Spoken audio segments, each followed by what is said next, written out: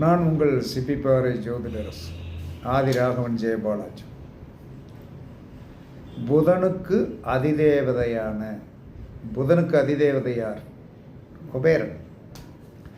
அப்போ அந்த புதனுக்கு அதிதேவதையான குபேரனுக்கு சம்பா அரிசி கேரளாவில் சாப்பிடுவாங்களே சம்பா, அந்த சம்பா அரிசியில் செய்த அவள் நிவேதானம் செய்ய நிரந்தர செல்வம் வம்சத்தில் கண்டிப்பாக தங்கும். அப்போ என்ன சொல்கிறேன்னா நீங்கள் குபேரனுக்கு சம்பா அரிசியில் செய்த அவள் நிவேதானம் செய்ய நிரந்தர செல்வம் உங்கள் வம்சத்தில் தங்கும்.